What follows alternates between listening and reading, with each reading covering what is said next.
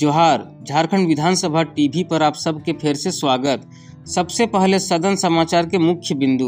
सदन में 4 अल्पसूचित और 4 तारांकित प्रश्नों पर सरकार के उत्तर, 6 ध्यानाकर्षण के सूचना पर सरकार के बातचीत और आज के बजट में सम्मिलित अनुदान के मांगों पर चर्चा।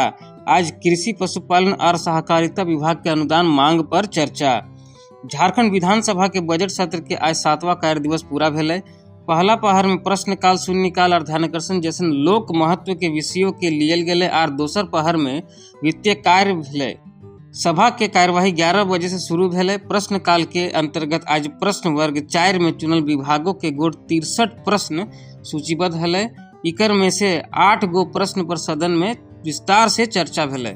अल्पसूचित प्रश्न के तहत माननीय सदस्य श्री सरजू राय के वर्ष 2012 में सिकिदिरी जल विद्युत परियोजना के मरम्मती में घोटाले के प्रश्न पर, श्री राजेश कच्छप के टीएसपी के पैसा के घोटाले और टीएसपी गाइडलाइंस के उल्लंघन के जांच संबंधित प्रश्न पर, श्री जयराम कुमार महतो के राज्य में ई कल्याण छात्रवृत्ति योजना के भुगतान संबंधित प्रश्न पर और श्री अमित कुमार यादव के राज्य में बीज ग्राम केंद्रों के स्थापना के बाद भी सरकार द्वारा बीज क्रय न करवे संबंधित प्रश्न पर सदन में चर्चा भेलै और संबंधित मंत्रियों द्वारा इनकर प्रश्नों के उत्तर दियल गेलै। तो मान के चलते अगर केंद्र ने राशि का भुगतान नहीं किया तो आप स्पष्ट शब्दों में कह दीजिए कि ओबीसी छात्र छात्राओं को स्कॉलरशिप नहीं मिलेगा। बस हम इतना जानना चाहते हैं, अगर केंद्र ने राशि का भुगतान नहीं किया तो आप देंगे कि नहीं देंगे, एक लाइन में कह दीजिए। काहे इतना विवाद खड़ा करना, छात्र राजनीति में क्यों पिसेंगे? एक लाइन में, अगर केंद्र ने राशि का भुगतान नहीं किया तो आप देंगे या नहीं देंगे? माननीय मंत्री महोदय। माननीय मंत्री जी, सर क्लास 1 से 8 तक कोई प्रॉब्लम नहीं है ओबीसी का, क्योंकि सारा पैसा स्टेट देती है। प्रॉब्लम सर 9 और 10 और पोस्ट मैट्रिक का है, और इस दोनों में 60-40 का रेशियो है। अब कानून बना है तो अब बना है सर, तो हम लोग तो वेट करते हैं, और इसीलिए हम मंत्री जी के पास भी गए, भारत सरकार के पास, और उनको सारा आंकड़ा भी बताए कि आप हमको देंगे तभी मेरा बजट का पैसा है तो खुलेगा।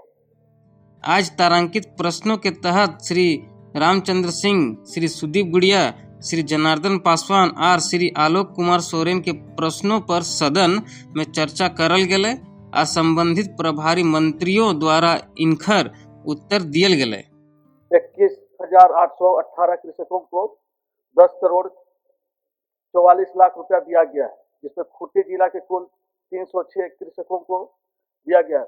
परंतु अध्यक्ष महोदय, मुझे जानना है, मेरे विधानसभा क्षेत्र जो खूंटी, तोरपा, रनिया, कर्रा और एक मेरा सिमडेगा बानो प्रखंड है, मुझे जानना है अध्यक्ष महोदय कि कितने किसानों को इस योजना से लाभ मिला है?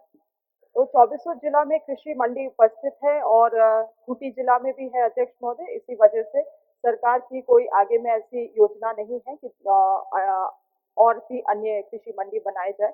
मगर मैं माननीय सदस्य का भावना से अवगत हूँ। मुझे लगता है वो चाहते हैं, क्योंकि मैं भी पिछले कुछ महीनों पूर्व तोरपा का हमने विजिट किया था और वहाँ पे सही मायने में बहुत सारे अधिक सब्जी उत्पादक हैं और उनको सब्जी मंडी की आवश्यकता पड़ती होगी। अध्यक्ष महोदय, मैं माननीय सदस्य को आश्वस्त करती हूँ कि अगर वो अपने तरफ से ऐसी कोई सब्जी मंडी को ईयरमार्क करके हमें देते हैं जिसे आगे विकसित करने से वहाँ के किसानों को लाभ होगा, जो एक सेंट्रल पॉइंट की तरह होगा, तो निश्चित रूप से विभाग अपने तरफ से वहाँ पे शेड, पैक हाउस, गोदाउन, अन्य चीजों का निर्माण कर सकती है। अध्यक्ष, आज शून्यकाल के स्वीकृत सब 25 सूचना के सदन में पढ़ल गेलै।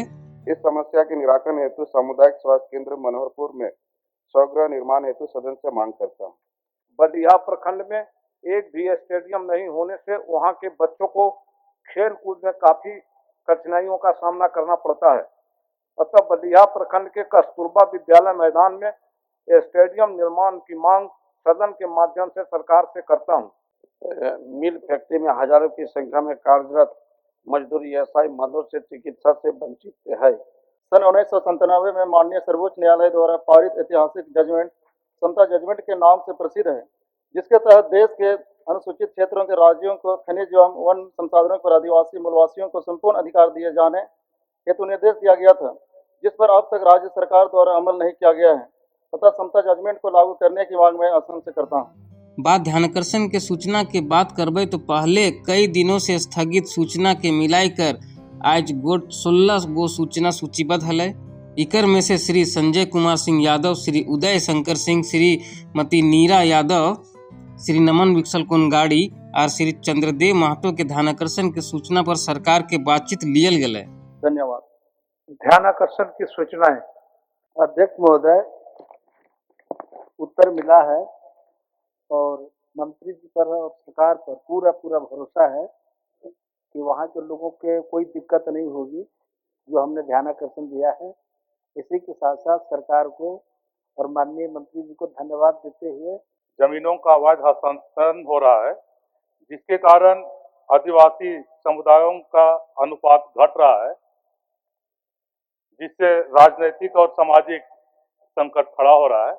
विभाग से जिस तरह का वो अपेक्षा चाह रहे हैं कि हमारे पास जो प्रोविजन है विभाग में, जैसे CNT एक्ट से आच्छादित है ये क्षेत्र, आदिवासी क्षेत्र, उसमें जमीन के क्रय विक्रय, उनके विचलन और उनके प्रबंधन का अलग से व्यवस्थाएं की गई है CNT एक्ट।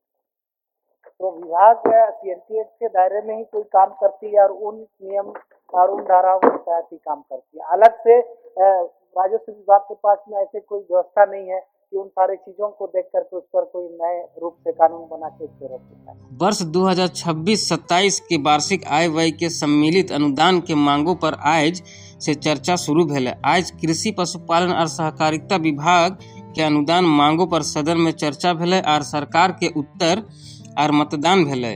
ई विभाग के विभिन्न प्रभागों माने कृषि प्रभाग के खातिर 25 अरब 34 करोड़ 30 लाख 21 हजार रुपया सहित पशुपालन प्रभाग, सहकारिता प्रभाग, मत्स्य प्रभाग और डेयरी प्रभाग के खातिर बजट में सम्मिलित अनुदान मांग सदन से स्वीकृत भेलै।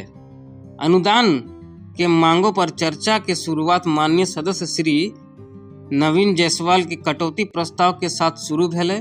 श्री नवीन जायसवाल, श्री मथुरा प्रसाद महतो, श्री मनोज यादव, श्री राजेश कच्छप, श्री सुरेश पासवान, श्री अरूप चटर्जी, श्री निर्मल महतो, श्री जयराम कुमार महतो, श्री मंगल कालिंदी द्वारा चर्चा में भाग लियल थी और अनुदान मांग के पक्ष और विपक्ष के आपन बात के रखल गेलै।